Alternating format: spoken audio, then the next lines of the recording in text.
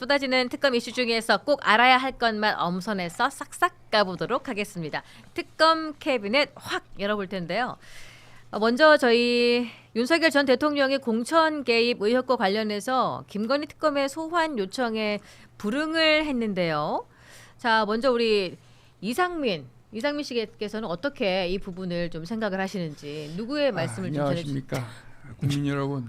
우리 간치수인지 뭐 간수치인지 걱정이 됩니다. 그리고 우리 그 거동들이 불편하신 분은 없으시죠? 저는 좀 불편해가지고. 근데 요즘에 이런 노래가 있대요. 그 윤호 씨가 불렀다는 노래인데, 이건 첫 번째 레슨, 수사는 출석 안 하기. 이건 두 번째 레슨, 아파서 못 간다 하기. 다들 모르시나 보네. 어쨌든 저는 정말 아프기 때문에 마음이 아파요. 그리고 편지도 내가 받잖아요. 러브레터 그 모스탄 씨하고. 참 네, 좋았지. 그럼 윤석열 씨 지금 거의 아내 되시는 분이 네네네. 보러 오지 않잖아요. 그렇죠? 면회를 안 오는데 좀 보고 싶지 않으십니까? 다시 태어난데도 그런 아내 또 없을 테죠. 네, 질문이 뭐였죠? 그러니까 김건희 씨가 오지 않는데 다들 고개 좀 숙여주세요. 우리 지지자들 보시니까. 네, 진행해 주시죠. 김건희 씨가 여기 와서 면회를 좀 하고 해야 될 텐데 김건희 어떻게 씨가 생각하세요? 뭡니까? 우리 와이프를 갖다가 이렇게 음해를 하고 그렇게 박절한 마인드로 갖다가 저기 진행을 하니까 정말 아니 모스탄 대사님이 광고 좀 넣어주세요. 여기. 미국이 개입을 해달란 말이야 우리 광고판에. 여기까지입니다. 어쨌든 저는 불출석합니다. 불출석. 저희는 그래서 이게 정치권에서는 윤석열 씨는 네. 출석을 하지 않겠다 그러고 네네네. 김건희 씨는 출석을 할 것 같은 뉘앙스로 말하고. 네. 그러니까는 뭐 두 분 사이에 조금 금이 간 게 아니냐. 아니면 예전처럼 이런 거 있잖아요. 왜 결혼을 해놓고서 약간은 뭐 재산 문제 이런 것 때문에 뭐 위장 이혼할 수도 있고 이런 거 아닙니까? 뭐 그런 식으로 조금 사이가 벌어지고 있는 것 같기도 한데 보시기에는 어떠십니까? 그럴 관계가 아니죠. 그것은 쌍방일 때 그렇게 금이 가거나 그런 거지 일방적 관계, 상하 관계에서는 그러한 일들이 벌어질 수 없죠. 일방적으로 심부름을 하거나 일방적으로 지시에 의해서 뭔가 행동을 해야 되는 그런 관계일 때는 그럴 리가 없습니다. 그래서 저는 윤석열 전 대통령이 어떤 생각일 거냐면 저는 끝까지 간다. 그리고 수사기관이 아무리 나를 수사하려고 해도 나는 거기에 응하지 않는다. 왜냐하면 난 끝까지 가도 어차피 무기징역 또는 사형 이거 그냥 언도받고 감옥에 가는 거거든요. 그리고 최종적으로는 누군가를 극우파에서 대통령을 만들어서 나는 사면 된다. 그 방향에서 그냥 일정 부분 생각을 아예 하고 있기 때문에 저는 지금 과정에서 그냥 온통 다 해볼 테면 해봐라. 그냥 이런 마인드인 것 같아요. 그럼 뭐 김건희를 지키기 위해서 그렇게 불출석을 하고 그 전략적으로 하는 것은 아니고 아니죠. 그냥 뭐 처음부터 이건 정해져 있었던 것 같아요. 네. 그냥 모든 걸 다 포기하고 마지막에 나는 그 수가 있다. 딱 그것만 믿는 것 같아요. 그러면은 뭐 김성렬 최고위원 보시기에는 이렇게 불출석하고 이러는 거가 그러면은 서로에게 도움이 되는 건가요? 어떻습니까? 원래는 법적으로는 전혀 도움이 안 되죠. 이렇게 되면은 자신의 변론권 자체를 쓰지 못하는 거나 다름없어요. 이제 법정에 가서 얘기하겠다 이것뿐인데 법정에 가서 얘기했을 때 그거에 대한 진위를 또 판사가 함부로 판단하기도 되게 어렵잖아요. 네. 그래서 사실 자신한테 불리한 이야기를 계속 불리한 행동들을 하고 있는 건데 근데 사실 이게 거의 현행범이나 다름없는 내용이에요. 우리 다 봤잖아요. 국회 총등 군인들이 쳐들어오는 거 봤고 그리고 이 관련자들의 증언과 증거가 너무 많기 때문에 사실은 자기가 무슨 변명을 어떻게 하더라도 다 반박당할 거라는 걸 알고 있죠. 그러다 보니까 이 자신으로서는 이거에 대해서 뭐 내가 이거를 시인을 하면 형을 깎아줄 거다 이런 것도 전혀 없기 때문에 아예 응하지 않고 본인은 본인의 주장을 끝까지 계속 해나갈 가능성이 훨씬 높다. 그렇게 해서 뭐 나중에 지금 이동학 최고 말씀하신 것처럼 나중에 뭐 어떻게 되면은 이 신념을 지켰다는 이유로 또 나를 사면해 줄 사람이 있지 않을까라는 생각을 하는데 그거는 정말 진짜 헛된 꿈이라는 거 꼭 말씀드리고 싶고요. 제가 이렇게 그 앞에 나와 있는 사람한테는 원래 모질게 못해요. 네. 근데 좀 전에 잠깐 등장을 하셨어가지고 제가 함부로 말을 못 하겠는데 얼굴이 굳어지셨어. 그거 해보시죠. 이분 등장하시고 네, 표정이 안 좋아졌어. 앞에 있는 사람한테 함부로 못 하는데 오늘 좀 되게 사진만 봐도 좀 마음이 박절한 마인드가 안 돼요. 뭘 받았나 보네요. 네, 아니 네. 근데 진짜 이 부분에 있어서 저는 마지막엔 딱 하나는 해주셨으면 하는 부분은 있어요. 뭐 본인이 어떤 의도건 저희는 이해하기 어렵습니다만 계엄이건 뭘 했던 국민들이 얻었던 이 마음의 상처와 민주주의를 후퇴시켰던 이 부분에 대해서는 반드시 사과는 해야 됩니다. 끝까지 자신이 옳았다라는 저런 걸 계속 몰고 가는 거는 역사가 결국 안 좋게 평가를 할 거예요. 네. 아 그렇네요. 지금 또 윤상현 의원이 네. 본전에 출석해가지고 또 본인이 윤석열 씨하고 통화를 했다라는 이야기를 하면서 뭔가 이렇게 되면은 그냥 직접적으로 본인이 관련이 된 거 아니야? 뭐 특검 거의 다 종료되는 거 아니야? 뭐 이렇게 하고 있는데 생각을 할 만한 여론이 일고 있는데 이동화 치고 보시기에는 그러면은 뭐 이제 특검 그만 되지 않겠습니까? 아니 그만할 수가 없죠. 왜냐면 뭐 이것뿐만 아니라 공천 개입뿐만 아니라 지금 걸려 있는 것들이 꽤 많잖아요. 그리고 사실은 그 세 개 특검 모두 다에 지금 윤석열 전 대통령 다 연루가 되어 있는 부분이라 네. 이어서 그것을 그냥 끝낼 수가 없고 지금 남아 있는 기간 동안만큼은 어찌 됐건 최선을 다해서 수사를 해야 되고 명명백백하게 무엇을 잘못했는지를 다 해야죠. 그리고 윤상현 의원 같은 경우는 네. 지금까지 계속 거짓말 해왔어요.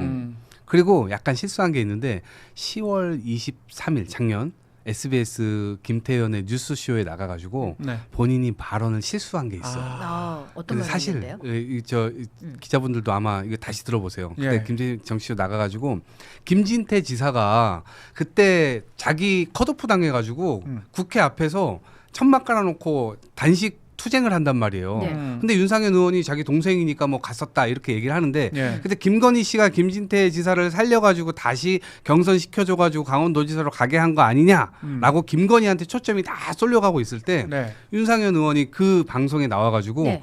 김건희 여사가 뭘 했냐 내가 했다라고 얘기를 해요. 어. 근데 그게 지나가면서 얘기가 된 거라 아. 진행자도 그냥 지나갔고 네. 네. 그 사실상 자백한 거거든요. 어. 그러니까 지금 그 김영선 씨에만 개입을 한 게 아니고 여기에다가도 개입을 했고 자기가 직접 대통령한테 전화했다고까지 얘기를 했단 말이에요. 네. 근데 진짜 그게 한 문장 지나가서 저는 촉으로 딱 이거 뭐지? 자백인가? 이런 생각했는데 진행자부터 해가지고 그 뒤로 그게 그냥 훅 워낙 다른 사람 큰 사람들이 많아가지고 근데 그 영상 같은 네, 거가 영상 남아 있어요. 그대로 남아 있습니다. 그거를 가지고 네. 또 증거 자료로 쓸 수 있는 거 그렇죠. 아니겠습니까? 그래서 지금 김영선 네. 건만 이 대통령이 한 게 아니라 네. 사실은 그때 자기가 대통령한테 직접 얘기했다. 그 본인은 보궐선거 그 공관위원장이었음에도 불구하고 지방선거도 관여를 해가지고 그렇게 얘기를 한 거죠. 네, 그래서 저는 그런 부분들까지도 결국 다 짚어봐야 된다. 네. 그 윤석열 대통령이 이런 말도 했었잖아요. 네. 그 공간에서 나한테 그 들고 왔길래 내가 그 김영선이 그 경선 때부터 열심히 뛰었으니까 그거는 김영선을 좀 해줘라 그랬는데 그 말이 많네 당해서. 말이만. 예, 이 말을 또 했기 때문에 그렇죠. 이게 번복한 거 아니냐. 어. 또 이런 시각이 있잖아요. 음. 예, 어떻습니까, 김치고 의원님. 아니 근데 이게 좀 전에 뭐 윤상현 의원 이야기도 나왔었지만 윤상현 의원은 지금 뭐 다른 이야기는 자기가 다 빠져나갈 수 있어요. 네. 좀 전에 하신 얘기도 내가 그냥 허세 좀 부렸다. 그냥 그러면 사실 빠져나가요 이거. 근데 지금 이 건에 대해서는 어쨌든 지금 사실 녹취록 튼 것처럼 너무 똑같아가지고 깜짝 놀랐는데 더빙했습니다. 그러네요. 예, 그 녹취록에 정확하게 나오잖아요. 내가 윤상현한테 얘기를 했다라는 부분이 본인이 나와요. 네. 그렇다면 이건 조사를 할 수밖에 없고 조사하면 뭐가 나옵니까? 연락을 할 거였으면 뭐 전화든 뭐든 했을 거 아니에요. 그럼 통신 기록하면은 바로 나오잖아요. 무슨 내용을 했는지는 사실은 몰라요. 하지만 적어도 통화를 했다라는 내용이 나오면 앞뒤 정황을 맞췄을 때 이거는 공천 개입의 여지가 분명히 보인다라고 하고 그래서 사실은 지금 그쪽 사람들이 다 탈출하고 있어요. 탈출은 지능순이라고. 지금 그쪽 조금 전까지 얼만큼 그 윤석열 전 대통령을 감싸고 호위하던 그 수만 톤 친윤들이 다 없어졌어요. 다 없어졌고 그냥 한 명 한 명 먼저 빠져나가고 있는데 윤상현 의원도 마찬가지예요. 지금 속보 나오고 뭐 이런 것들 보면 얘기했다는 거 아니에요. 대통령으로부터 전화 받았다. 윤석열 전 대통령으로부터 전화 받았다. 이 얘기는 뭡니까? 다 시인하는 거예요. 다 시인하고 대신에 위계에서 대통령이 얘기를 하는데 그걸 어떻게 안 듣냐. 그 정도로 빠져나가려고 하겠죠. 그러니까 자기는 단순히 시행을 했을 뿐이다. 시킨 사람이 문제다. 라고 하는 거고. 근데 그거는 틀린 말은 아니에요. 왜냐면은 공관위원장이시기 때문에 사실은 공천 관리를 해야 되는 그 실무는 여기에 있는 거고. 그리고 사실 이제 막 당선된 대통령이 직접 전화를 해서 했을 때 이게 누구라고 해도 그걸 관련해 가지고 과연 나는 그거 못해라고 끊어낼 수 있는 사람이 얼마나 되겠느냐라는 네. 건 판단을 한다면 이거에 대해서는 뭐 분명히 잘못은 했지만 그 형량이나 이런 게 굉장히 감해지겠죠. 네. 그러니까 그런 거를 노리고 이제 슬슬 다 불 거고 그래서 윤석열 전 대통령이 지금 아무 말 안 하건 와서 무슨 얘기를 하건 다 소용이 없다는 이야기예요. 근데 저는 지나고 보니까 네. 윤상현 의원이 그동안 끊임없이 마치 집사처럼 왔다 갔다 했잖아요. 윤석열 전 대통령 잡혀갈 때도 그 옆에 있었고 그렇죠. 또 어디 구치소 나올 때도 거기 현장 찾아갔고 아크로비스타까지 또 가고 네. 이런 역할들을 왜 하지? 근데 충성심인가? 이걸 봤더니 그게 아니고 연루되어 있는 건이 너무 많은 거야. 그러니까 윤석열 전 대통령이 불면 자기도 위험하고 뭐 이런 건데 이미 그런 칼날이 왔기 때문에 본인 스스로가 이제 마지막에 결국 불었다. 네, 인정해버렸잖아요. 이게 뭐 공천 관련해 가지고는 여러 가지 의혹들이 많이 있는데 뭐 이게 김영선 후보 공천뿐만이 아니고 그때 한 7곳 정도 공천을 할 수가 있었잖아요. 근데 그거를 7곳 다 할 수 있는데 뭐 한 곳만 개입했다고 하는 것 자체가 넌센스 아니냐 뭐 이런 생각으로 인터뷰를 한 분도 계시고 이러는데 전반적으로 이렇게 대통령이 공천에 개입하고 이래 되는 겁니까 대통령 전 대통령? 안녕하십니까. 네. 홍준표입니다. 네. 갑자기. 윤석열과 한동훈이가 박근혜를 향해서 휘둘렸던 칼이 돌아서 지들한테 간 겁니다. 지들도 그렇게 잔인하게 수사하지 않았어요. 사람을 몇백 번씩 도륙을 하고 도합 35년을 구형하고 공천관여 부분 2년 선고했어요. 그렇게 만들었어요. 최근에 권영근 가만히 있어봐요. 의원하고 가만히 그래서 모든 것은 사표 기정이고 다 돌아오는 거다. 내 그래 보는 거죠. 사회자가 끼어들어요. 아유, 뭐 다 질문을 해야 깐다고 되지 내도 깝니까? 않습니까? 방자하게 이래서 뭐 지금 기자들 배제하시는 것처럼 그래서. 앵커도 배제하실 겁니까 지금? 그렇게 하면 안 된다. 내 그 말하는 거죠. 고등학교 어디 나와서 영남고 나왔습니까? 박절한 마인드로 안 돼요. 아, 네. 뭐 그렇게 저 방자하게 끼어드니까 그래 뭐. 이게 진짜 목소리만 들으면 너무 똑같다 정말. 지금 보면은 여기 댓글이 보면은 세 분이 얼굴이 똑같다는 말들이 많이 올라와요. 뭐가 똑같죠? 누가 좀 마음이 상하실지 모르겠지만은 저는 안경을 안 아, 썼습니다. 아, 네. 네, 좀 약간 저는 오늘부터 러닝 할랍니다. 이제. 안 되니까. 연상되는 얼굴들이 있어요. 우리 김상열 수석 네. 최고위원님은 잔망 루피를 닮았다는 이야기. 그리고 그렇습니다. 네네. 그리고 이동학 최고님께서는 뭔가 아리따운 여성의 이미지가 좀 떠오르기도 하고, 정말요? 예, 눈이 이렇게 눈망울이 크셔가지고, 예. 그 엘사 동생 안나 닮았다는. 엘사도 아니고 동생이 있어요? 엘사가? 거기 뭐 사슴도 아, 예. 아니고. 엘사 동생 안나를 좀 닮으신 것 같아요. 오늘 끝나고 한번 보겠습니다. 아, 네. 주인공은 네. 아니야 주인공. 그럼 우리 주인공은 이 아니에요. 네. 이상민 씨는 누굴 좀 닮았다고? 저는 이제 개콘할 때 유민상 선배. 유민상. 다들 화들짝 놀래더라고. 유민상 선배 오신 줄 알았다고. 아, 네네네네. 야 있네. 조금 있어요? 있네. 전체적인 네. 이미지가 배성재 닮았다는 얘기 들었어요. 또 네, 닮았어, 네. 또 닮았어. 네, 감사합니다. 닮았다. 네. 이상민 전 의원 닮았다는 얘기 들었어요. 예. 대선, 있네. 대선 아, 이상민이요. 왜 나를 그렇게 욕하는 거예요? 이렇게. 질문하지 않은 성대모사 하지 마. 아니 왜요? 왜? 아니 저를 불렀으면은 불규칙이 일상입니다. 방송은. 아니, 그래서 지금 요청한 게 있어요. 네. 이분들이 우리 채팅창에 올라오는 네. 우리 구독자님들께서 이준석을 좀 표현을 해달라 이런 분이 많이 계셔요. 네네네. 네, 한번 해주실 수 있나요? 안 됩니다. 아직 구현이 안 됐어요. 아 진짜? 네, 네. 왜 거기는 그래서 별로 관심이 되는 없으신가요? 분을 네. 이제 모집 중에 있습니다. 되는 많은 분을 문의를 모집을- 받고 있으니까요, 여러분들. 이준석 성대부터 저와 함께 하시죠. 아니 이준석 당 대표와 쉬운 친하신 캐릭터 걸로 아니지. 아는데 아니 캐릭터 모르는 아니지. 분이에요. 모르는- 어제부로 이제 수색을 받으셨기 때문에 저희 모르는 분입니다. 아 몰라요. 지웠어요 번호. 빠밤. 네 저는- 다음으로 전 이재명 대통령이 친여성향이에요. 네, 고맙습니다. 자 여러분 이상민 크리에이터가 이 정도 인물인데요. 이제 근데 마침 오늘 앵커님이 다음- 제일 좋아요 오늘 네. 사실. 네. 진짜요? 네네네. 예, 저한테 자꾸 앵겨붙지 마시고 여기 지금 저 우리 작가님이 주신 네. 원고를 네. 읽으면은 네네. 이준석 당대표 취임 다음 날 압수수색을 한 거에 대해서 이야기를 해야 되는데 아하. 우리 지금 갑자기 이상민 크리에이터께서 너무 가슴 아픈 이야기를 하셔서 눈물 또 납니다.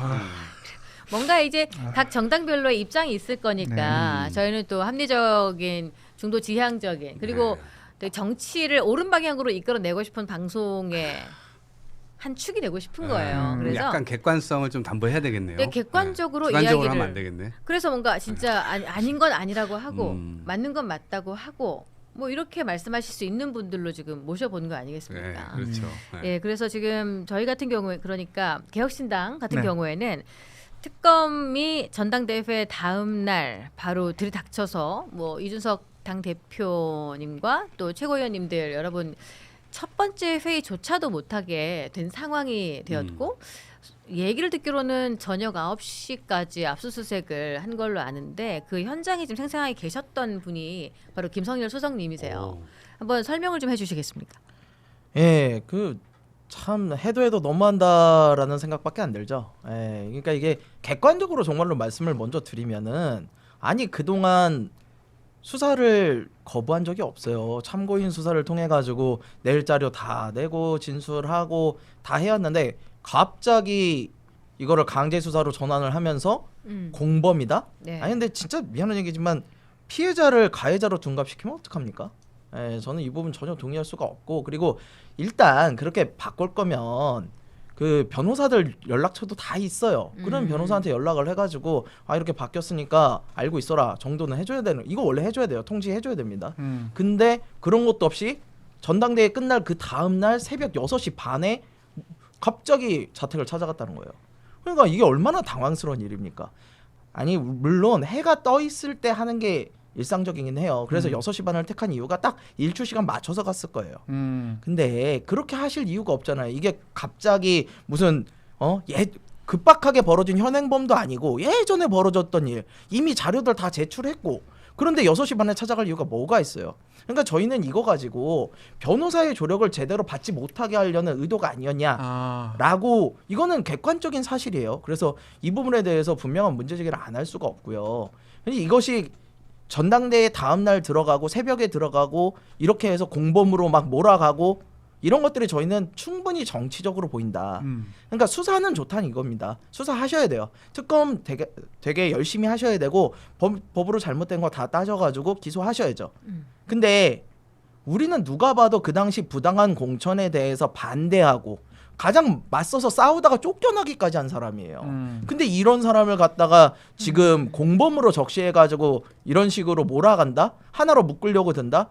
수사를 하셔야지 정치를 하시면 안 된다는 거예요. 이렇게 하고 나면요 특검이 나중에 가서 진짜 정당한 결과를 내놔도 국민들이 아 이건 정치적 결과네 이러시면 어쩌려는 거예요. 그러니까 오해받을 일을 하면 안 된다라는 말씀 꼭 드리고 싶고 저는 이 타이밍이나 이런 것들은 정말 매우 유감적이다 라는 말씀 좀 꼭 드리고 싶어요. 뭐 자택 압수수색도 그렇지만은 지금 현재 의원 회관 압수수색도 하지 않았습니까? 의원회관도 어저께 10시 반쯤 들어와서 네. 9시 반까지 약 11시간 정도를 했어요. 근데 사실상 가져갈 것도 없어요. 왜냐하면 국회의원이 되기도 전에 있었던 일이잖아요. 현재 보좌관들의 네, 현재 보좌관들이 도대체 뭘 하는 거예요? PC까지 다 이렇게 네, 그 PC 다 열고 키워드 쳐가지고 이거 맞냐 저거 맞냐 하는데 아니 상식적으로 생각을 해보세요. 국회의원이 되기 전의 일, 이 회사가 차려지기도 전의 일인데 회사의 직원들한테 가가지고 이거 자료 있냐고 하면 거기서 뭐가 나옵니까? 나오면 더 이상한 거죠. 그러니까 이런 것들은 너무 형식적으로 망신 주기가 아니었느냐 이런 부분에 대한 불만이 있는 거죠. 네, 개혁신당 그 전당대회 할 때 이재명 대통령께서 화환을 보내주시고 또 비서관도 김병욱 보내주시고. 정무 비서관까지 오셔가지고 축하를 해주셨는데요. 네. 사실 그 시간은 영장을 치고 있었다는 거 아닙니까? 그래야지 그 다음날 들어오니까요. 그러니까 저는 이것도 너무 이게 정치적 금도를 벗어나는 행위다. 왜냐하면은 이준석 대표가 현역 의원이 아니면은 네. 이거를 청와대는 몰랐다 할 수 있어요. 대통령실은 몰랐다 할 수 있어요. 근데 야당 대표에 거기도 현역 의원이에요. 그렇다면 이 부분이 민정수석이든 정무수석이든 어쨌든 대통령실에 보고가 될 수밖에 없어요. 만약에 보고가 안 됐다면 그게 더 이상한 거예요. 근데 그걸 뻔히 알면서 화환 보내고 축하하신다 해놓고는 바로 영장심사 해가지고 다음날 들어와요? 에이 이거는 우리 정치하는 사람들끼리 이렇게 가시면 안 된다는 거죠. 지금 제주노을님은 조갑재님께서는 특검이 건진 게 없어서 이준석 압수수색했다고 하는데 이 말이 정답 같아요. 이 말씀해 주셨는데요. 이동학 최고께서는 어떻게 생각하십니까? 제가 좀 불씨를 좀 키울까요? 불을 좀 네. 지르고 가야 켜줘주세요. 되나? 아, 네. 합리적인 말씀, 합리적으로. 옳은 말씀 해주시면 네, 되겠습니다. 일단 특검이 네. 대통령실에 보고한다. 이거는 전혀 사실이 아닐 거예요. 네, 그렇게 할 리도 없고 이게 특검이 대통령의 지휘를 받아서 뭐 하는 것도 아니고 아마 객관적으로 저는 하리라 생각을 하고요. 근데 이제 그 압수수색이 좀 공교롭다. 뭐 이렇게 첫 최고위원 회의 하는 날 이제 이거를 하냐라고 이제 개혁신당에서는 주장하실 수 있는데 저는 사실 좀 그동안 민주당이 검찰의 어떤 압력이라든가 수사라든가 뭐 압수수색이라든가 이런 것들을 굉장히 많이 받을 때 많은 이제 생각들을 한번 해보시면 아 당연히 수사 받아야지 뭐 이러면서 이제 사실 굉장히 저희들이 이제 곤혹스러웠던 때가 많았거든요. 왜냐면 정치 검찰이라는 곳이 실제로 정치적으로 움직여 왔고 근데 그런 측면에서 정치권이 사실은 여야가 공수가 뒤바뀐다 하더라도 정치 검찰에 대해서는 함께 맞서야 됐던 시기가 있었어요. 근데 이제 그렇지 못했죠. 왜냐면 그냥 검찰의 편을 들면서 다 수사해야 된다 이런 식으로 했고 그것이 부당한 것이 사실은 윤석열 이 정부에서 다 드러났잖아요. 그러니까 그런 측면에서 이거를 똑같은 선상에서 놓고 보면 안 된다. 왜냐하면 이재명 대통령의 검찰이 지금 이걸 하고 있다면 지금 약간 비판 일리가 있는데 저는 그것을 객관화하기 위해서 특검법을 통과시켜가지고 특검에서 이걸 하고 있기 때문에 저는 그러한 이제 연결고리나 이런 것들은 확실하게 없다 이 말씀을 드리고 그리고 이제 7월 8일 날 윤상현 의원이 압수수색 당했거든요. 네. 근데 사실은 그때 이와 관련되어 있는 사람들은 그때쯤 다 압수수색을 했었어야 돼요. 그게 맞죠. 그런데 7월 7일 날 개혁신당에서 그 후보 등록이 있었잖아요. 그러다 보니까 오히려 20일 정도를 기다려줬다 이런 주변에서의 평가들도 많은데 저도 거기에 좀 공감하는 측면들이 아유, 있고 그럼 당대표 선출될 때 깃발 흔들 때 들어오시지 왜. 더 일을 키워서 네, 아우, 그때 그냥 어차피 선거 다 끝났고 선출됐으니까 깃발 흔들 때 압수수색 하시면 되는 거 아니었습니까 그러면? 그것도 되게 정치적이잖아요. 그리고 그리고 중간에 미국도 갔다 오시고 아. 막 그러셨잖아요. 그러니까 아, 여유를 네. 줬다 뭐 이런 뉘앙스의 근데 말씀을 저는 해주셔서 지금 그저께 이준석 의원이 방송하는 거 봤어요. 네. 되게 여유가 있더라고요. 그래서 제가 볼 때는 이미 여러 가지 뭐 이 까인 건 다 까인 거고 네. 이미 파악하고 있는 건 다 파악하고 있는 것이고 본인 스스로는 이거 뭐 별 문제 없다라고 정확하게 생각을 하고 계신 것 같아요. 근데 특검에서 이것을 지금 공범으로 해놨잖아요. 네. 피의자로 지금 적시를 해놨잖아요. 근데 그게 저는 어떤 거냐면 이게 가해자 피해자로 어떻게 그럴 수 있냐 그게 아니고 약간 윤석열 전 대통령이 지금 공천에 개입을 하고 있는데 당대표로서 그것을 알았음에도 불구하고 묵인하고 방조하고 오히려 한기호 사무총장한테 왔던 문자를 보여주면서 야 이거 지금 대통령이 경선하라고 하는데 라고 하면서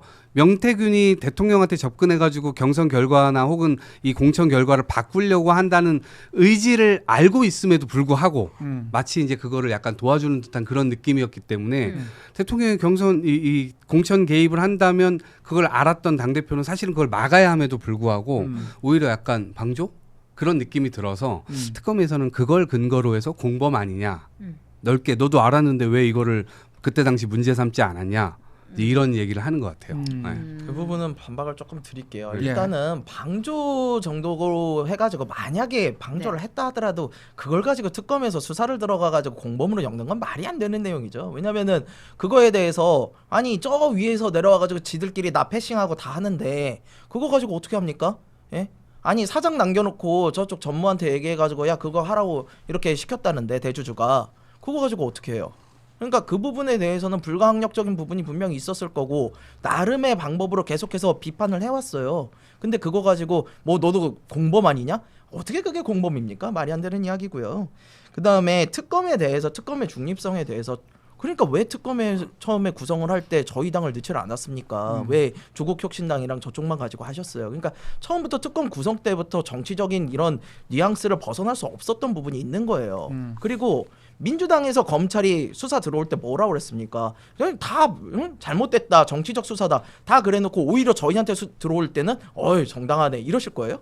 이건 반대로 생각하셔야죠. 그리고 저는 검찰 개혁에 대해서 계속해서 검찰 개혁해야 된다라고 얘기를 해왔어요. 그리고 검찰의 이런 무분별한 별건 수사 그리고 정치적인 뉘앙스들을 감안을 해서 검찰이 절대로 정치를 해서는 안 된다라고 계속해서 얘기를 해왔어요. 저희가 국힘하고는 결이 다릅니다.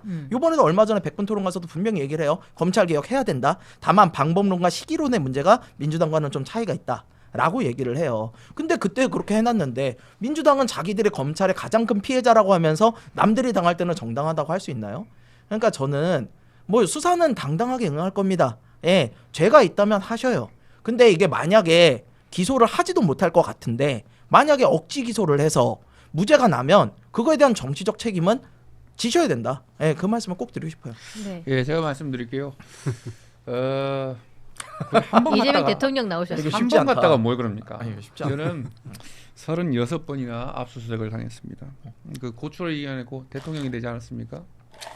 뭐 안타까운 일이지만 잘 극복해내시길 바랍니다. 그래도 화환 보낸 다음 날 그렇게 압수수색을 하는 것도 너무하는 거 아닙니까? 제가 압수수색하지 않았죠. 화환과 특검은 별개죠. 화환은 뭐 화환은 뭐 직원분들이 알아서 보내시는 거고 뭐 그렇게 보는 거니까. 예, 뭐 그렇습니다. 예, 다음에 또 얘기하겠습니다. 아, 예, 그렇습니다. 지금 보면은 함부로 웃지도 못하겠다. 야. 문자가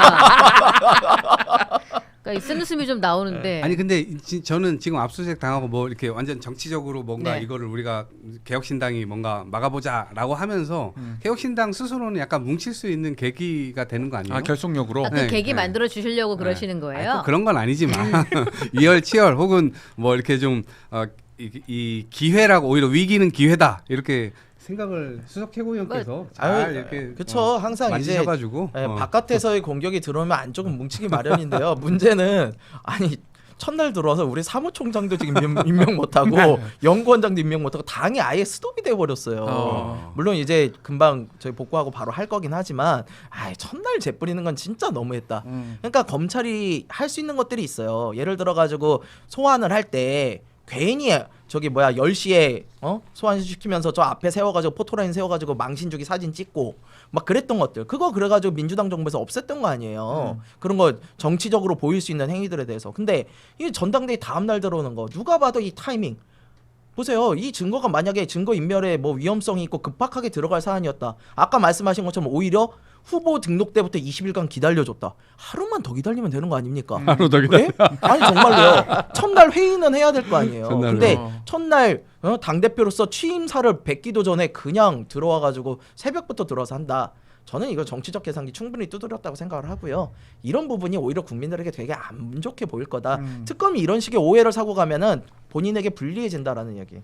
그러면 이렇게 뭔가 이슈가 될 만한 행보를 검찰 측에서 했다는 것이 뭐 이동학 최고가 보기에는 이준석 당 대표를 조금 더 견제하는 마음이 커진 거 아니냐. 어차피 국민의힘은 거의 폭망했고 멸망을 하고 있는 상태이기 때문에 아니요, 이제 특검은 대한정당으로서 보수에 네, 그러니까 개혁신당은 의식하고 그렇게 계신 움직여야죠. 거 아닙니까? 그러니까. 개혁신당은 그렇게 움직여야죠. 근데 특검은 그런 정치적 고려를 전혀 하지 않았을 거예요. 어. 왜 그러냐면 특검을 신뢰하십니까 그러면? 뭐 이제 일단 신뢰를 줘야죠. 신뢰를 드리니까? 네, 신뢰를 잘 줘서 정확하게 어쨌든 대통령이 공천 개입한 거 아까 이제 대주주라고 표현을 하셨는데 그러니까 내가 그냥 나는 약자였어. 내가 당대표인데 내가 약자였어. 그건 국민들이 알죠. 그렇지만 불법적인 게 그렇다고 해서 용인될 수는 없는 거죠. 그렇기 때문에 이 부분에 대해서 철두철미하게 해야 되고 근데 저는 이 사안이 무슨 구속 기소까지 가냐. 나중에 엄청 극단적인 상황까지 갈 것 같지는 않아요. 이 지금 뭐 재판이든 뭐든 넘어가게 되면 뭐 충분히 본인 스스로가 항변할 수 있겠지만 근데 이 과정 자체에서 일어나는 일들을 오히려 정치적으로 좀 잘 활용하셨으면 좋겠다. 왜냐면 국민의힘 지금 엉망이잖아요. 지금 이제 패널도 지금 나올 정도가 안 돼갖고 지금 못 나왔는데. 제가 바꾸겠습니다. 저 김원수가 정정당당하게 바꾸십니다. 네. 동의합니다. 동의하니까 바꾸겠습니다. 저를 쓰레기 더미로 들어가란 말입니까? 그럼 들어가겠습니다. 네. 고맙습니다. 아니, 오히려 잘 활용하셨으면 좋겠어요. 나는 저분하고 개혁신당이. 오래 같이 네, 있었는데 네, 정말 들을 때마다 놀랐네. 국민의힘 쇼 뒤에 있어가지고. 네네. 네. 아니 근데 그게 있어요. 그러니까 지금 말씀하신 것처럼 활용을 하고 뭐 다 좋습니다. 다 네. 좋은데 이게 문제가 뭐냐면요. 사실은 이준석 대표가 고발을 해야 되는 상황인 거예요. 본인이 당 대표로서 본인의 권한을 침해받은 상황이라는 거죠. 업무 방해는 이준석 대표가 당한 거예요, 사실은. 근데 그런 거에 대해서 어쨌든 당에 그런 것들이 있으니까 정치적인 이유로 해서 못한 거죠. 예, 근데 그거 가지고 오히려 공범으로 묶는다? 이거는 제가 보기엔 정말 정치적 수사고 더 이제 문제가 되는 건 뭐냐면 지금 나오는 사안들이 다 처벌을 받을 거예요. 제가 보기엔 윤상현 의원도 그렇고 윤 전 대통령도 그렇고 다 처벌 받을 거예요. 근데 그 처벌 받는 사람들하고 공범으로 묶었다가 싹 빠지면 사람들은요. 빠진 거는 기억 안 해요. 음. 그냥 그 당시에 압수수색 받았고 너도 똑같은 사람 아니냐 이미지만 덮어 씌운다는 거죠. 그 이미지 타격이 얼마나 큰데요. 근데 그런 거를 뻔히 알면서 하니까 저는 이 부분에 대해서는 정말 정치적인 목적에 대해서 얘기를 안 할 수 없다. 계속해서 말씀을 드리고요. 네. 이거 관련해 가지고 또 막 여러분들이 막 말씀을 주세요. 근데 저는 특히 민주당에서 아니 체포동의안이 들어오면은 바로 넘길 거다. 체포동의안은요. 제가 지금 국회에 있을 때 많이 처리해봐서 알지만 어쨌든 혐의나 이런 것들이 들어와요. 그럼 법무부 장관이 그거에 대해서 설명을 하고 자료도 다 넘어와요. 자료를 보고 판단을 하셔야지 자료도 안 보고 아직 넘어오기도 전에 그냥 무조건 통과시키겠다? 이건 뭡니까? 그냥 무슨 정치적으로 하겠다는 겁니까? 그냥 이런 것 자신들이 체포동의안 들어왔을 때 뭐라고 그랬었습니까? 이런 것들도 너무 특검이 정치적일 수도 있고 아닐 수도 있습니다. 근데 특검의 행위를 가지고 정치적으로 이용하는 거는 하지 말아야 된다. 그런 생각. 이게 정치 공방이 벌어지고 있기 때문에 네. 그리고 특히나 민주당도 전당대회가 진행되고 있잖아요. 그 맞아요. 측면이 하나가 네. 있고 두 번째로는 약간 이거 그냥 나중에 그냥 무혐의로 될 수 있다는 뉘앙스로 말씀하셨는데 저는 준비를 철저히 해야 될 것 같아요. 아까 말씀드린 대로 알고 있었고 인식하고 있었고 대통령이 개입하고 있다는 거를 본인 스스로도 인식하고 있는 그 정황이거든요. 그 문자 내용이라든가 이런 것들이 예. 이제 그런 게 잘 소명이 되지 않으면 빠져나가기 어려울 것 같다. 아니 야. 특검을 왜 거부합니까?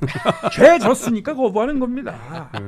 네, 참 저는 지병이 있기 때문에 또 거부하는 것도 있고 간치수가 또 올라가가지고 이제 변호인 접견이나 그만하시고 이제 예, 선풍기 그 잘 만나는 쐬고 재미가 계십시오. 있어요. 사람들 만나는데 얼마나 네. 사람이 고파. 옆에 아. 김기욱이 없으니까 사람이 얼마나 고파.